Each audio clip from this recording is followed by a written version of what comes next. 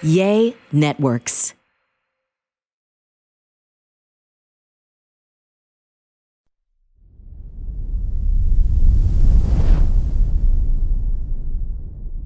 Welcome to a brand new episode of the Fitish podcast. We're back after a small break. Yeah, I hope everyone had a nice Labor Day weekend. Weekends are quite different once you're a parent, right? Like, I still thoroughly look forward to weekends, but then you wake up on a Saturday morning or on a Sunday, or it's like Saturday afternoon, and you realize like, wow, weekends are sure different than they used to be. I used to be able to either rot all day or get a lot of shit done, and now it's kind of neither. It's neither rotting or productive. It's just there's a lot of labor time. Yeah. We do labor weekend every weekend. Oh yeah, every weekend's labor weekend, Labor Day weekend for us. Yeah, no, Fran and I talk about it a lot. It's like our weekends these days are spent like full Remy, little gym classes, naps, chilling in pajamas most of the day. But it's so nice, isn't it? It's amazing. Fran, have you ever tried, by the way, a pumpkin spice latte? Have you ever tried it? You haven't. You can vomit. Try it. Try it on air. First of all, that thing is like at least 30 degrees above what I would like to drink, any drink. I forgot you hate hot drinks. That's so I don't funny. hate it. I just get burned like a normal person with full test You won't get buds. burned. Try it. If that isn't fall in your mouth. I actually don't love the pumpkin spice latte. I used to love them years and years ago. Are you serious? You eat animal buttholes and you can't suck it up and have a little swig of a PSL. Oh God. That tastes like I just baby barfed and drank it. You know? Like when you're like, and then you have to. Man, I feel like it just tastes like a little fall in my mouth. It's between that and cancer. I don't know which one is like. Oh my God. The Mexican drama, y'all, he's passed this on to our son as well. The drama. They say girls are dramatic. I think it's more Latinos in general are dramatic. Like, what? Cancer? Fuck off with that. Cancer? Yeah. You're crazy, Fran. I'm pretty sure there's no natural ingredient. Maybe a coffee bean. I can't even deal lately with Fran and his diet. I told him, last night. You keep calling it a diet. It's a lifestyle. No, and it's worked great. You've lost so much weight. I mean, even your shirt, your jeans are rejecting being on your body right now. Like they're baggy. What's happening? I know. Everything is baggy. It's a freaking, like, this is a real first world problem. You look like you might have cancer. Two things. What? I don't fit in any of my clothes. Okay. How is this a good thing? Number two, I need to start gaining weight. It's fucking ridiculous. Now I'm in the opposite spectrum. I know. I don't even like to lay on you. It's bones. I don't want to lay on you and cuddle. I don't want to be on top of you having sex. I feel like I'm going to smother you to death. Like, I feel like I'm just like, at one point I'm going to look down and you're just going to be dead. Is that a new thing or that was, or that's been happening for a while? It's just my excuse because I'm tired and I don't really want to be on top. I actually don't enjoy that position as much either. We're digressing from your skintiness. We're digressing majorly right now I need to start gaining more like poundage. So last night he's telling me, so Fran did, he's been very honest about what he did. You did the soda wellness center that he went to. He had a friend that owned it, got him on the program for free and some snacks for a bit. And then Fran became addicted as he normally does. Fran's very like, you're very all or nothing, you know. I am Fitish and you're just like, you're either like things that I cannot do. Ish. I cannot. Yeah, you're not a good half-asser. I'm good at half-assing. I like the half-ass approach because I feel like there's a balance there. But Fran goes all in, so he becomes somewhat obsessed with it, which was great. And I think I joke about it, you know, other women that want to get in your pants that have listened to the show are like, you're just jealous. No, I'm not. I have lost 15 pounds, but I did that more cheating. I'm not jealous. It's just, you know, when you're in a relationship and your partner, I don't want to look like anorexic. I don't want to be. I don't look anorexic. Be eating Quest Doritos every night that smell. Talk about baby vomit. What? I don't look anorexic. I think I look hungry good. And you act hungry. Last night, you salivate when I'm eating a cookie in bed next to you. You're looking at me Babe, like, I'm still a human. I The thing know. is that something you don't understand is that when you don't cheat, you're hungry. This is Fran eating one bite of a Quest Dorito. Quest or some diet food, by the way. Fran's like, these only have 2 net carbs, and he'll take a bite, and it smells like imagine a diet Dorito. Like you just already know what it smells like. And I hear him in bed next to me, and he's going, ugh, and I'm like, ugh, like you don't even make noises when we have sex like that. Like you don't, that's the most pleasure I've ever heard you experience in your life. And so last night he's like telling me he's eating ice cream, but it's like diet protein ice cream. And he's like, he's like counting the net carbs and the alcohol, sugar, and how it's offsetting. And I'm like, you sound like your name would be like Debbie, and you are on this new version of a Weight Watchers program. I have to deal with I know, but you know what I mean? It's when like I'm trying to improve my life, I get bullied. Bullied?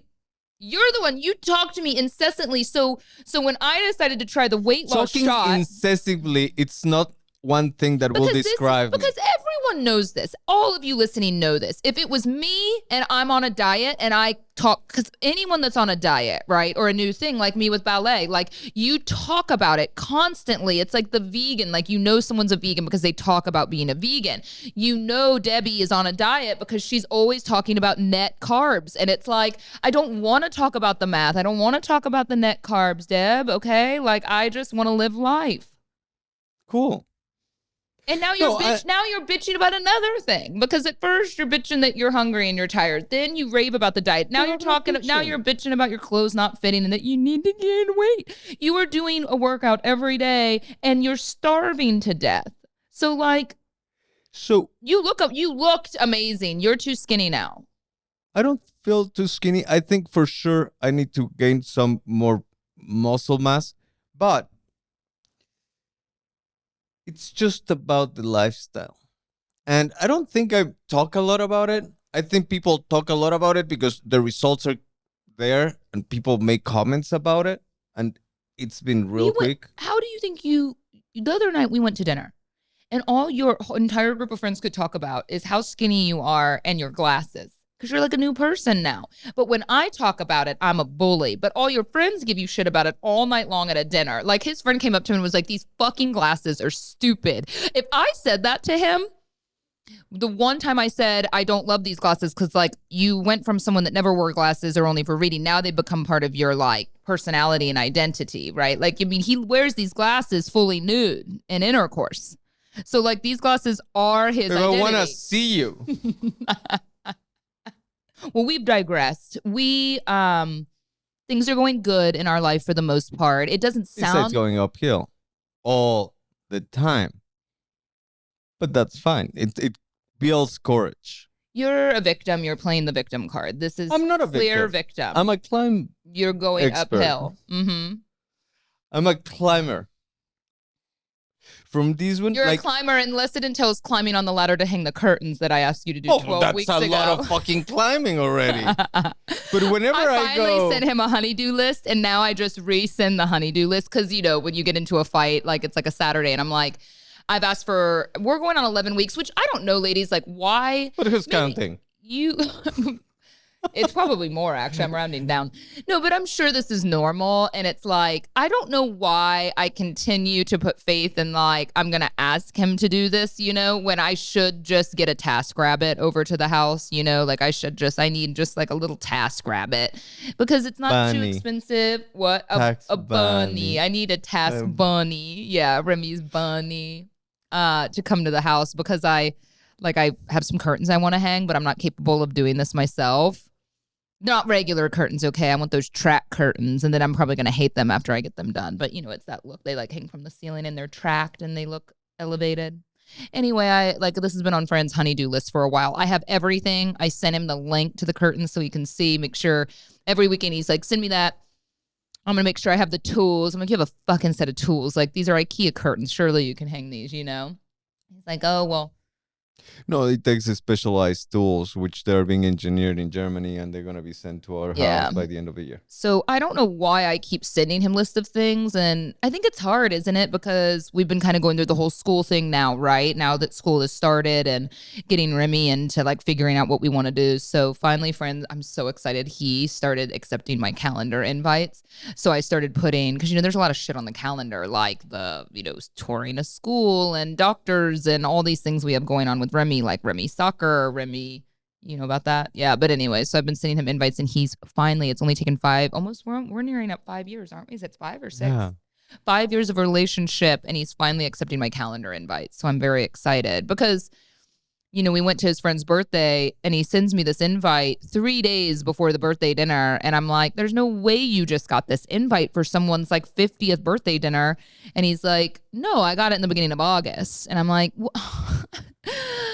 at least I got it 3 days before, not the day of, which is an improvement over the years. But like, still, it's kind of one of those things that I'm like, oh man, it's so hard to figure out scheduling with you. One of the rules of climbing is that you always have to be like 3 points on. So when you're 3 points on constantly, it's really hard to forward.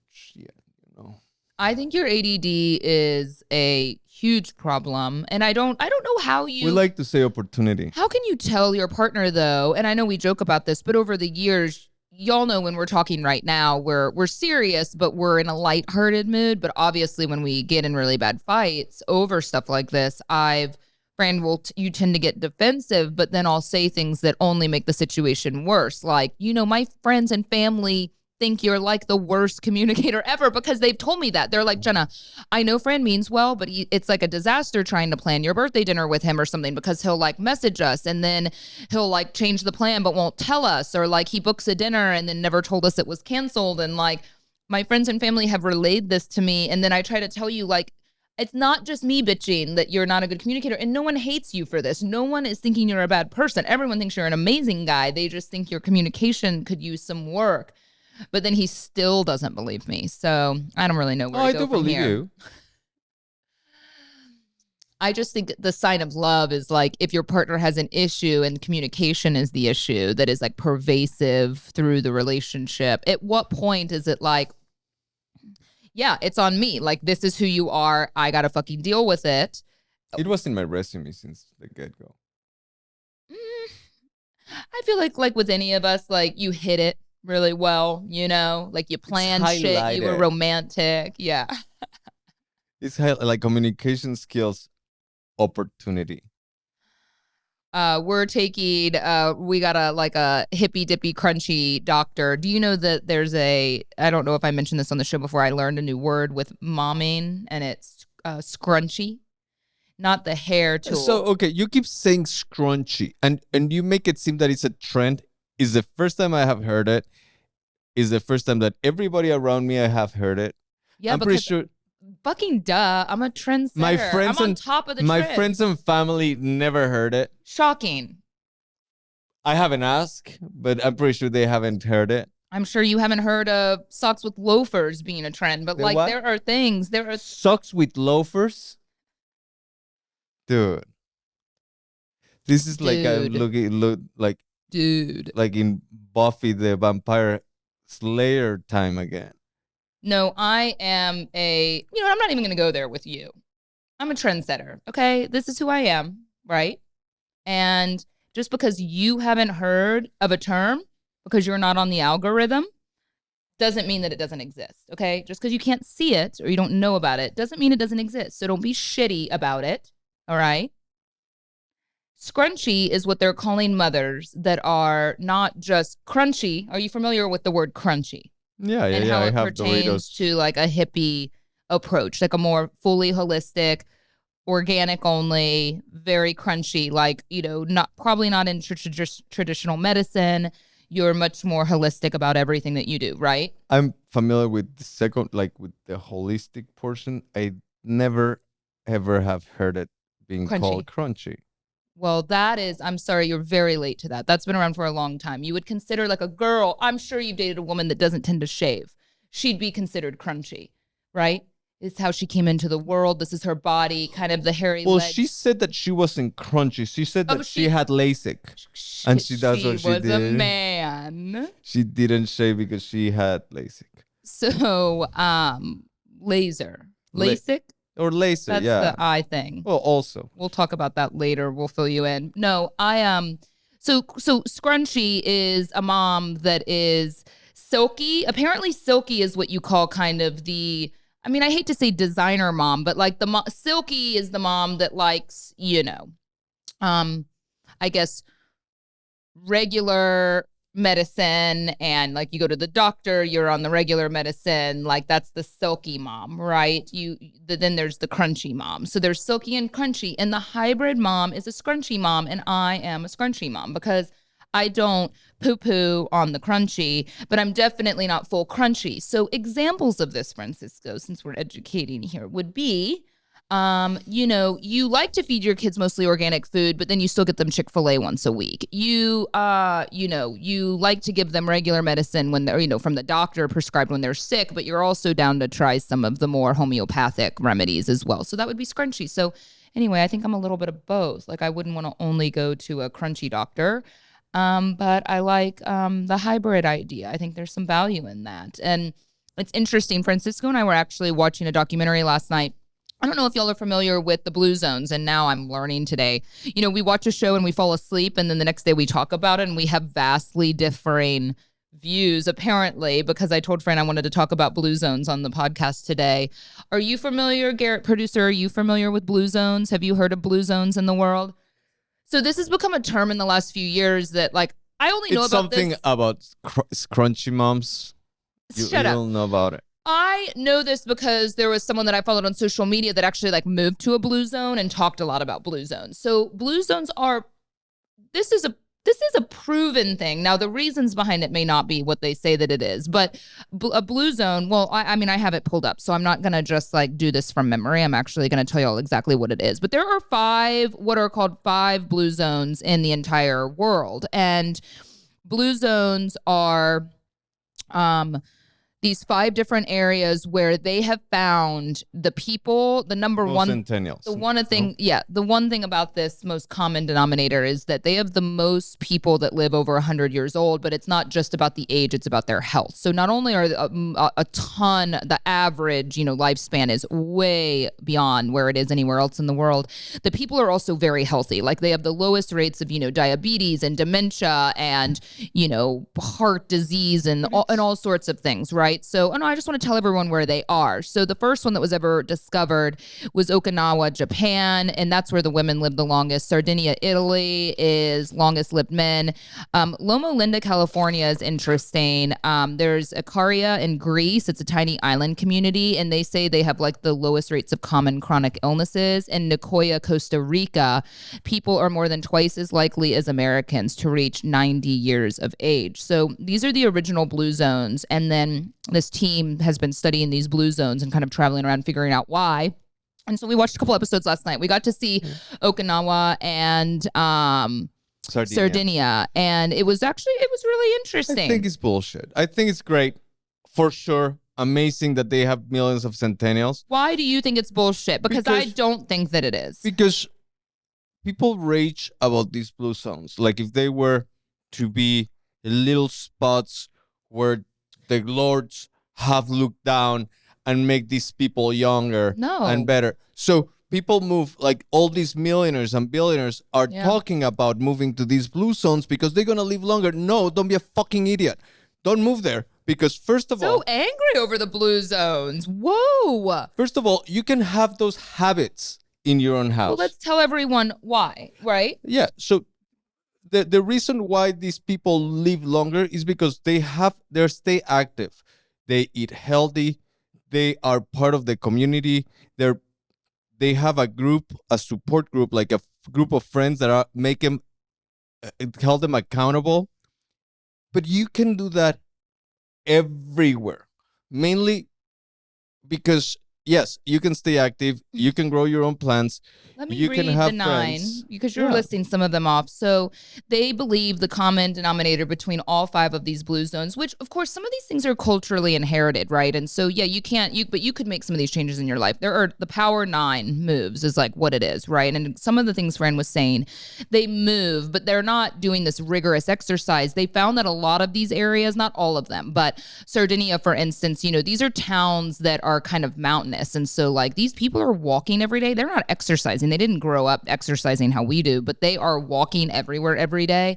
And so, not being sedentary. They say the average American, you got to think like, in Okinawa, they don't have furniture. Like they don't have couches and stuff. Like they sit on the ground. So you have 95-year-old men and women that like sit on their knees and sit on the ground. So they're constantly getting up and down all the time. That's just kind of part of their culture and part of their life. We're so sedentary here. Even right now, we're sitting on our asses talking to you. So they say from sleeping, sitting in your car, sitting at your desk. Yeah, you may get an hour of exercise a day, but people in these areas are so into so much manual labor. Like they are walking so frequently up hills and stuff.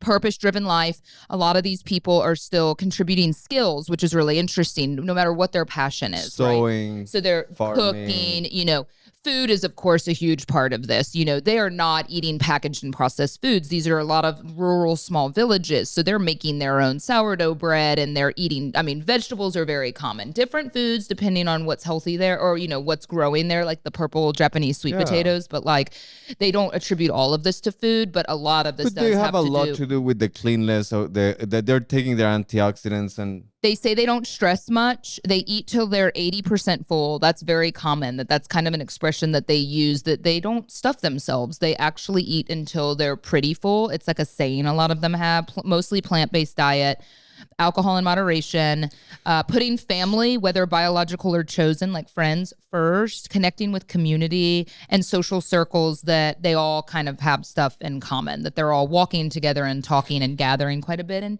you and I talked about that a lot recently, Fran, talking about your mom. Am I okay sharing that story? Talking with your mom on the phone the other night? Yeah. I don't know. Which one? Yes, for sure. Yeah, we were, Fran's sister made a decision to move and... To somewhere that could easily be a blue zone. Yeah, so Fran's sister made a decision to move 5 hours from Mexico City, 4 hours about...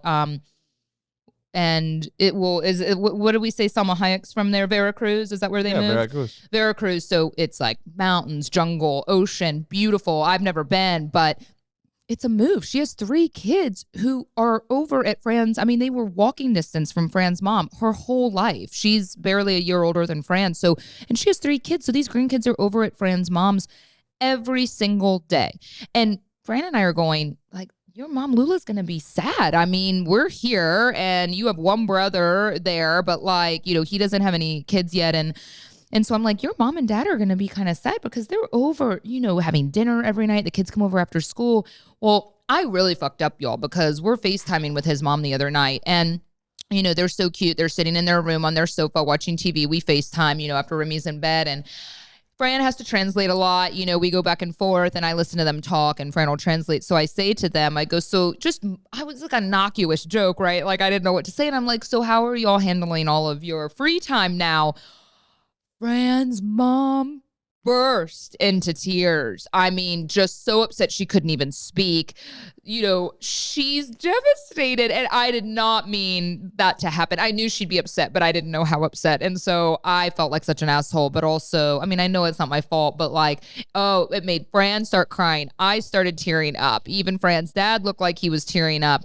She couldn't even speak for a second. She's like, I have no grandchildren here. She's like, my life is not here. And Fran and I think we talk a lot about that. And I talked with my mom about it yesterday. You start to get really concerned about your parents. Like if you don't have this purpose, right, of like seeing the kids every day, we worry that they're gonna, and I think Remy and my mom being around. And my mom was chasing that little kid. It's so my daughter, my sister's boy.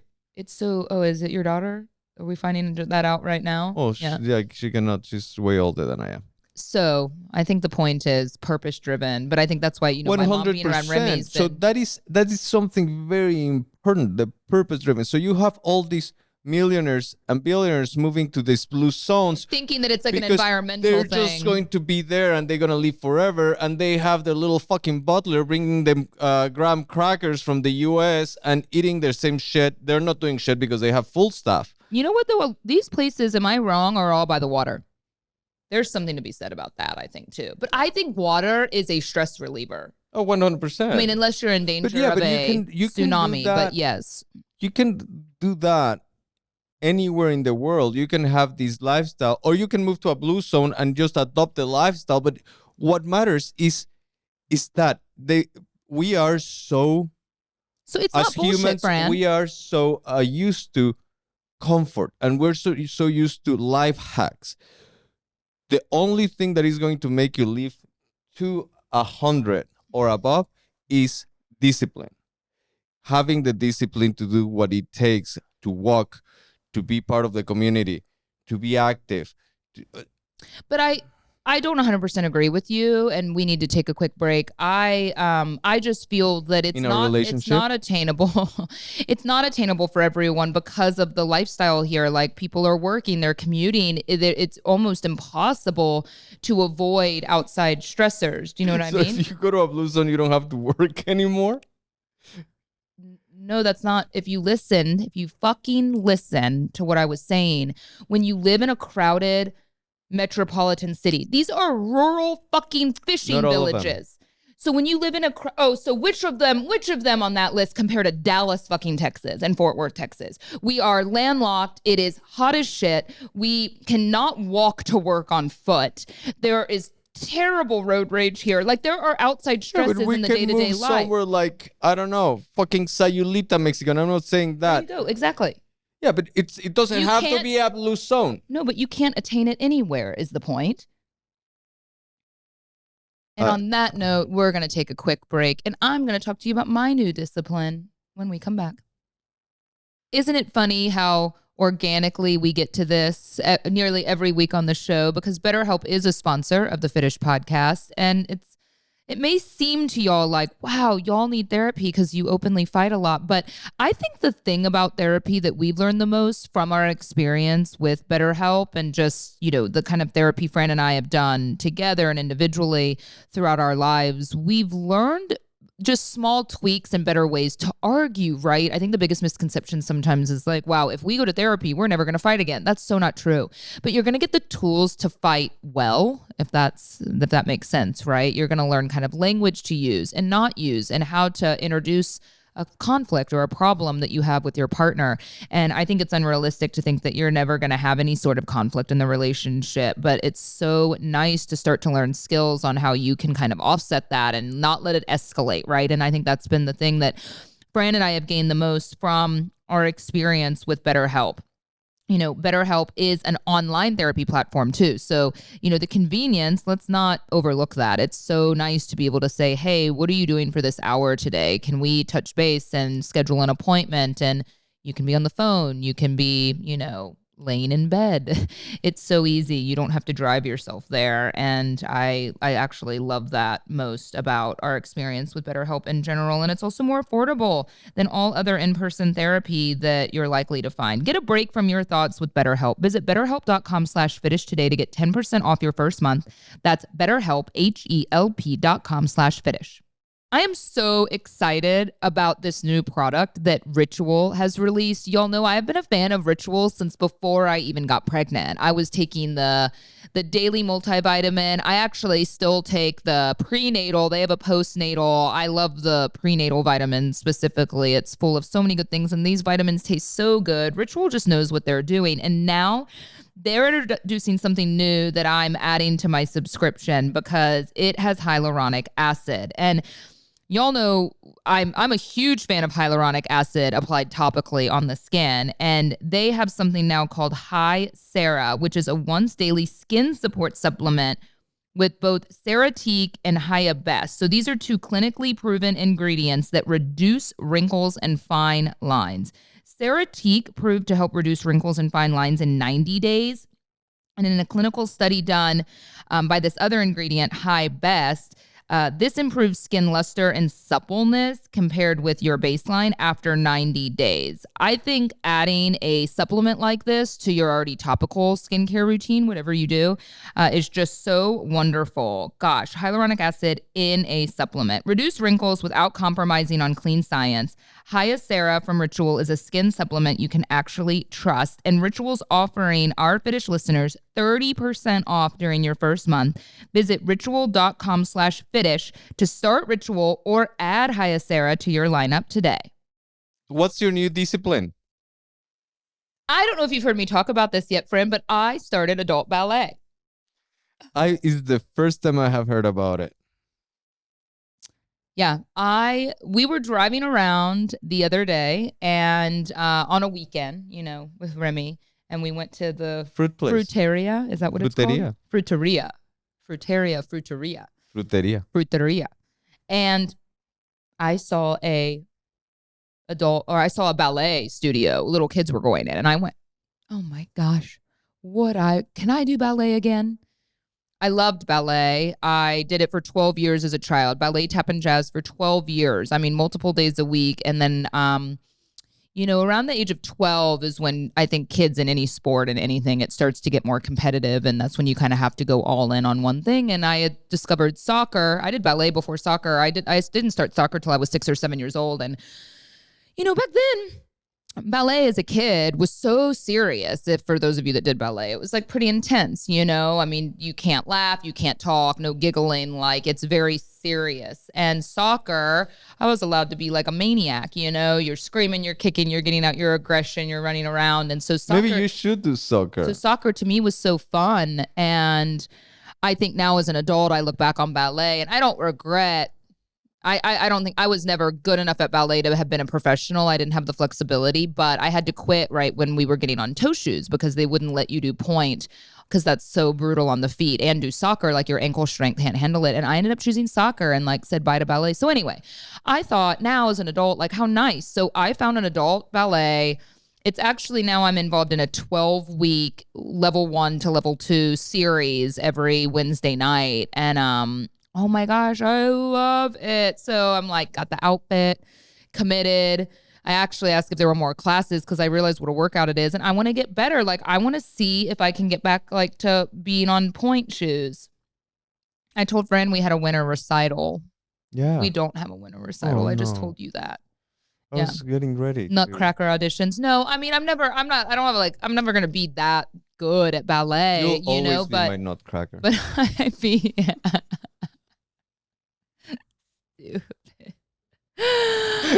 But I'll be I think that there's something so beautiful and elegant, and now as an adult, there is something very peaceful and calming about it because it takes a lot of mental focus. It's also physically challenging, but not in a way like running and doing a boot camp is. That level of commitment to go to a workout class like that where you're lifting and running, which I love, but I don't love it like I used to. With soccer, it's so hardcore. There's something about ballet that I thought it could be really good for my body because it's not direct exercise. Does that make sense? It's how people like to do Zumba or their dance classes. It's more entertaining in a way, and you're so focused on learning these moves, and so much is in French, and it's classical music or movie music, and I don't know. So I decided to pick a time where Fran's putting Remy to bed, and you're graciously letting me go do that on Wednesday, and it's really nice. I don't know. It's just different than anything I thought I'd ever do. So and you do look really cute in your little outfit. Thank you. Yeah, I've been wearing the leotard and everything. Yeah.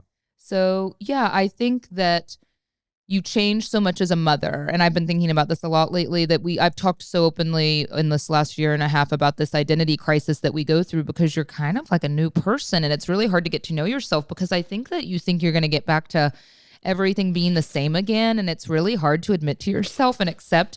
I was really happy with who I was before I had a kid. And I think I had to grieve a little bit because I just wasn't feeling the same anymore between physically, mentally, hormones, like, and when I say physically, I don't just mean in terms of appearance, but like the things you want to wear, the things, your level of physicality to even do things, you know, everything changes. And it's been really hard for me, I think, out of everything. It's probably been the hardest, most selfish thing to admit to, like that I'm just not the same person anymore. So I think it's kind of about exploring things that make you happy. And I've always been a proponent of trying new things, you know, like I've always said that to women when you're going through a big, like a breakup, for instance, and your identity, you feel that you've kind of like lost a part of yourself. It can be so nice to do something new and challenge yourself because you don't have any ties to that. You know, it's not going to bring up any memories of anything and you don't have any expectations and you kind of never know. And I feel like I might have made a mom friend in this. Like she's really funny and cool, and she was talking in class and then like, and I talk in class, you know, and I'm like, wow, I like it, you know, like she confidently incorrectly answered a question. I loved it. She was like, the teacher was like, do you know what this is called? And she was like, and I was like, I really like your confidence, because it was funny because she wasn't right, but I like her personality. So I feel like I may have made a mom friend. Nice. Mm-hmm. Where are you guys going for a mom's date? We don't have one yet, but I got her phone number yesterday. Fran gives me shit. I said finding new mom friends is like dating, like, you know, but of course, my mom friends, she has 3 little kids and she's younger than me, but a few years younger than me. But I don't know, she seems cool. And I mean, of course, this is how, it's like how you would meet a man. Like you are trying something new, you're going to the new grocery store, you're doing the new workout class, and then you meet someone. Since I've been 20 years old, I've been making mom friends, so I don't know. I'm very well aware. I fucking hate you. It's actually shitty that you dated so many moms, because like, what about those poor kids that you just abandoned? I have abandoned some. There's some I'm still in touch. I mean, I know they're not biologically yours, but you have abandoned them, which is quite sad. No. They reach out from time to time, you know? I really like some of them. Well, the thing is that I only, to be absolutely honest, I only dated one person with kids that we actually lasted for more than. Got it. So those 2 kids, I really love them. I actually can say I spent 3-4 years of my life with them, and I think they're amazing. I feel like there was a time that someone Fran had dated that has an older kid, like offered to babysit when we first had a baby, and I've never met this person. I'm like, I know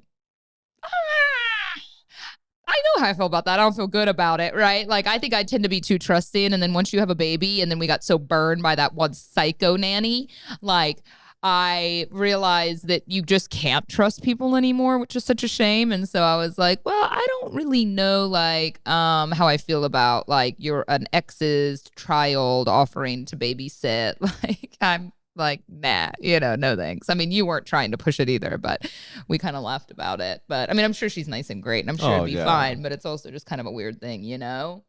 Yeah, no, for sure. No, and especially coming from you this morning, Fran, my mom I think my mom felt offended, but even though it has nothing to do with her, and I tried to explain to her, like, it's nothing to do with her, like, we would do it for ourselves, but Fran put a tracker in Remy's shorts to go to the park.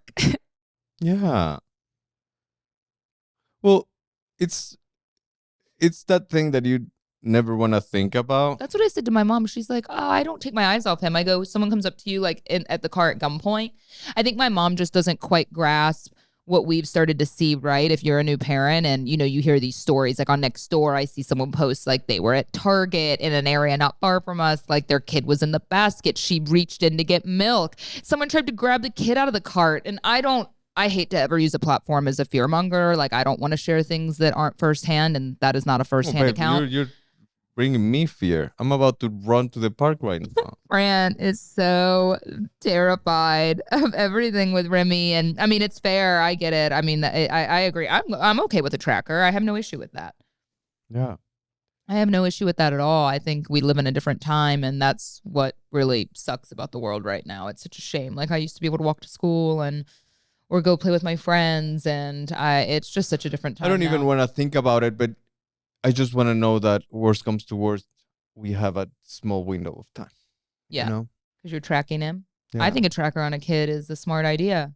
It's like kind of the thing that Fran and I, now that we're going and touring some schools and stuff, I mean, I'm sure all of you that are parents think about that, right? Like, when you go, the first thing you have to think about is like, wow, like what's the vibe of this place? Like, how many exits and entrances? Is there a security guard here that's actually going to do something? I don't know. It's just like, gosh, we used to train for tornado drills in school.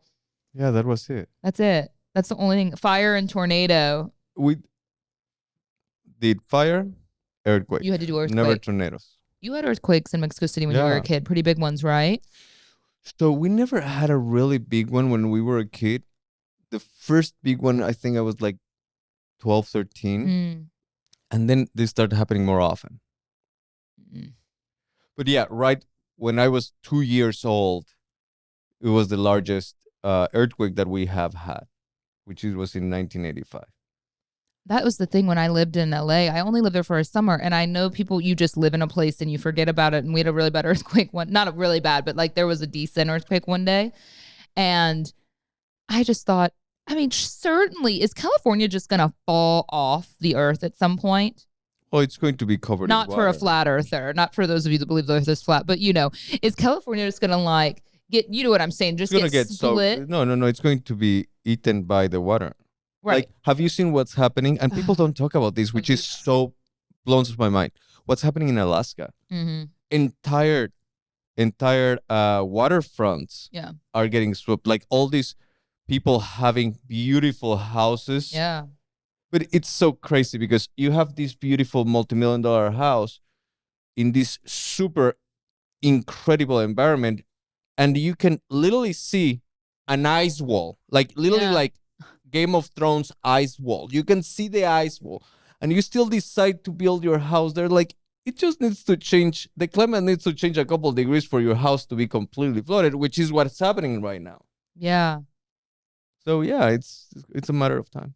It's a matter of time. Yeah, it's scary. I guess that's the only thing. I just want to know how many feet I should start buying land. Like, I'm going to start buying land like in Nevada. You are? Oh, because that's going to be the coast at some point? That's going to be the beachfront. Who knows these days? Who even knows what's going to happen? So I know a lot of you will ask me from time to time about scary movie recommendations, and I wish I could report that I've seen watch the news. No, I'm just kidding. Amazing ones. Well, I watch all these TikTok accounts that people like review movies and stuff, and they have so many followers. There's some guy on TikTok that he literally films himself split screen watching trailers, and he has millions of followers. I'm like, he's just playing a trailer that you can play on YouTube.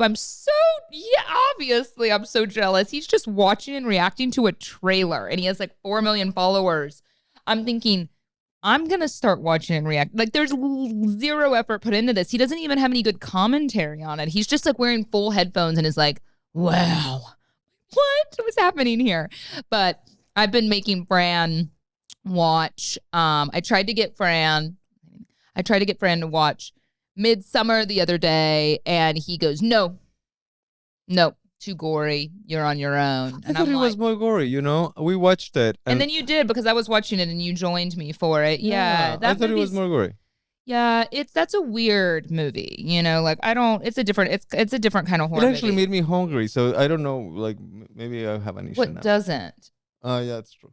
And then I did have us watch something the other day that was recommended highly on a lot of these. A movie called Rec. It's like the record symbol, REC, and it's a Spanish horror movie. And I realized that I don't love found footage at all. And I know people love it. Blair Witch, I think, did it great, and it makes you dizzy, but it was very clever. And beyond that, I know you loved Paranormal Activity.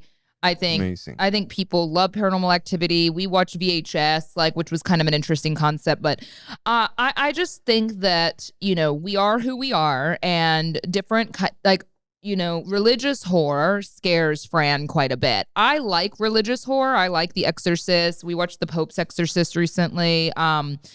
Nefarious. That was the things that they all get super cheesy. But some religious horror is good. I think I'm just not really believing in that. I don't find it as scary. I like supernatural. I like some of the ghost haunted house stuff. I do love those. But I think the thing that scares me the most, and I've just learned this about myself over the years when I watch a movie, is any kind of home invasion scenario, right? And so I think for me, those are the movies that I find to be the most scary. So whether it's even Halloween, I would consider kind of a home invasion, right? So like the Halloween, the old ones, you know, the When a Stranger Calls, the Strangers, things like that. Those are kind of my favorite genre of horror. I think I like something that is unexpected. You know, something about Paranormal Activities that was so amazing is how they did it. They were so clever. Yes, Blair Witch Project was good. They started the whole fucking movement. But Paranormal Activities went in with a campaign that they spent $11,000 making the movie. So they make it Blair seem Witch was similar. They make it seem that like the whole movie was a full real thing In someone's house. Is that what they did? I don't even remember. You know what's funny is I never even saw that movie when it first came out. It just didn't look scary to me. And then someone spoiled it for me. So it make it seem that this was footage that they actually found in a real house from real surveillance cameras. Mm-hmm. And that was what was so amazing, because actually there's scenes that they look very, very well done. Of course, they didn't spend 11,000, but I think that's how I believe they made a really good impact. What are some of your favorite horror movies? I've never even asked you.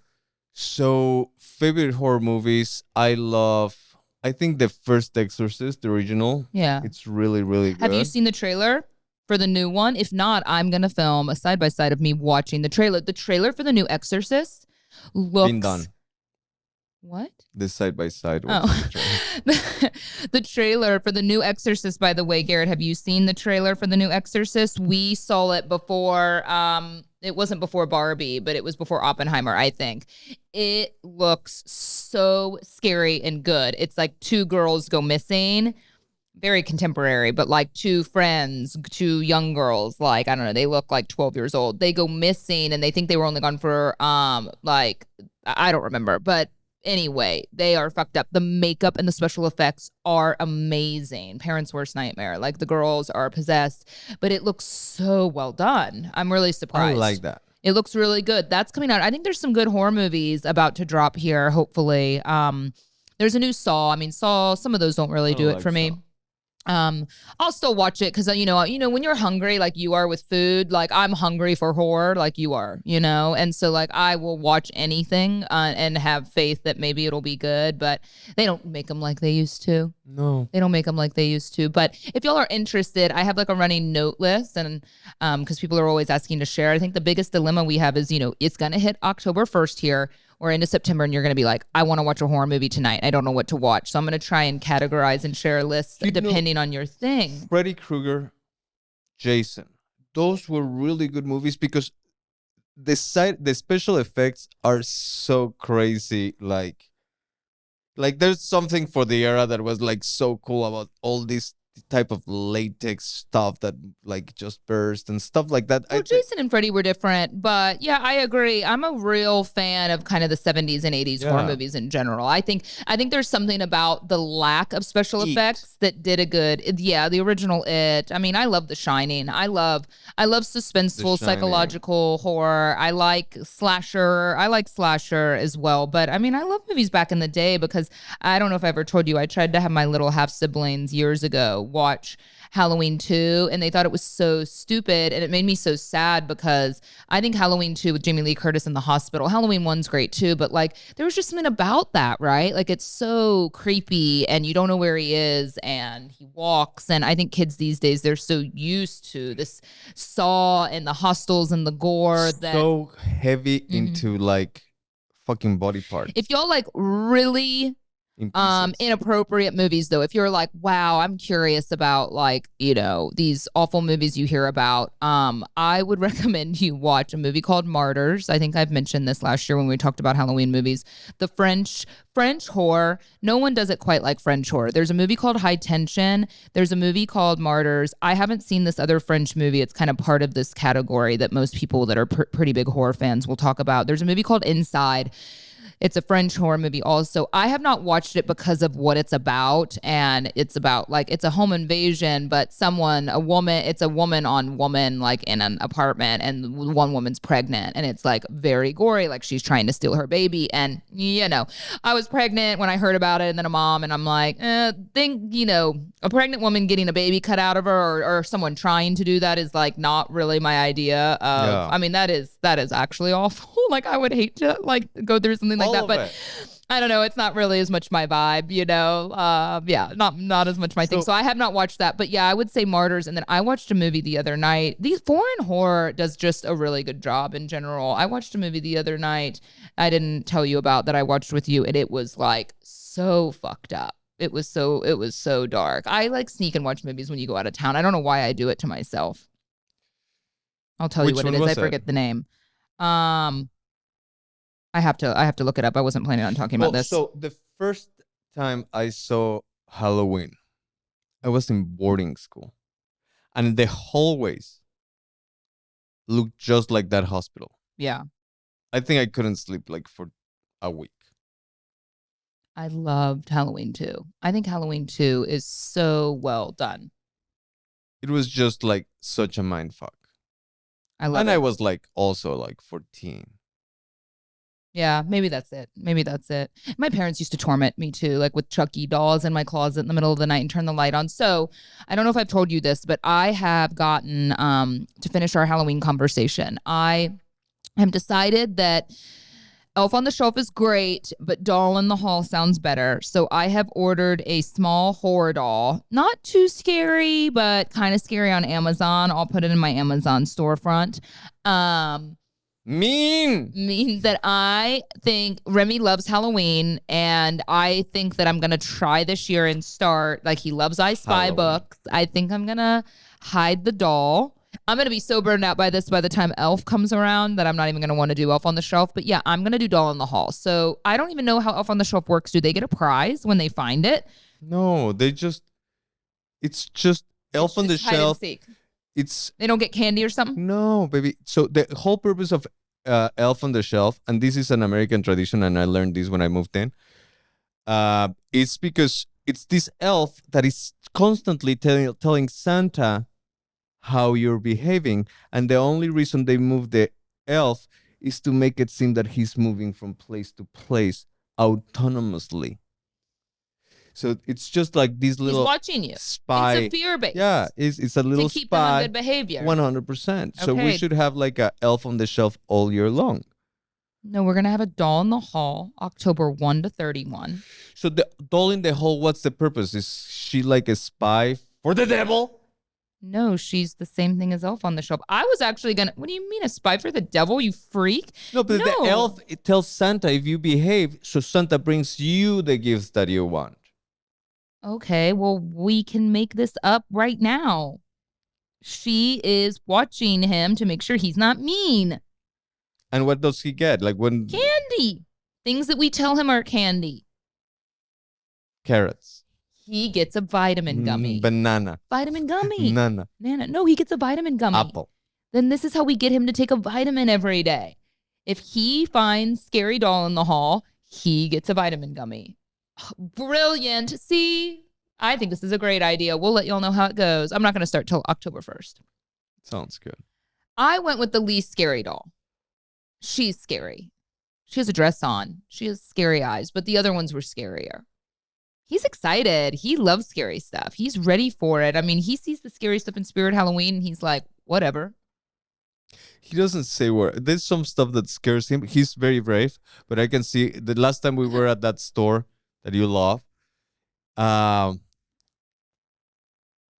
he sees like this humongous fucking psycho doctor, like scientist, and I can see him just like trying to walk the other side. He has glimpse of fear. Mm-hmm. Maybe it's adrenaline. He likes it. I don't know. But I know that he does feel a little fear. But he wants it. You know, that's how I was as a kid. Like, I was scared, but I wanted it. You know, I was scared of the haunted house, but I wanted it. He's getting ready to be in a relationship. Yeah. All right. Well, we will catch y'all next week. Thanks for tuning in. And some of y'all that ask questions on the social media, I'm actually going to be answering them on the social media live Sounds in good. person. And thank you very much for all your messages, all the people that have reached out because they're looking for property in Mexico or property here Really? in the US. Yeah, we have had Cool. really good turnout. Like people all constantly ask me, hey, I don't have a multi-million-dollar budget. I'm looking for an investment property in the 300,000. We help all sorts of budgets. Wait, Fran, a lot of people ask me because you changed brokerages. You're with the agency. So I keep getting these messages from people that are like, oh my gosh, is that Mauricio's agency? Yeah. And they're like, Netflix, here he comes. I'm like, right? How do we angle to get Fran? It would be my dream because then I'm not on the show. I would be peripheral character, but I think Fran would do so good on one of those real estate reality TV shows. Like, how do we angle? I told him you got to tell Mauricio, but like, how do we angle to get you since they only film the LA crew? Like, we got to get you on we're the. trying to. We're in discussions to open the office in Mexico City. So. This is when Fran's going to come on the show and tell us, hey, y'all, I am moving to Mexico City and I'm going to be on a Netflix show. And I'm going to be like, cool. Okay, so what are we doing? No, I'm looking for schools in Mexico City. That Blue Zone, CDMX. Oh, that is. Anyhow. Okay, see y'all next week.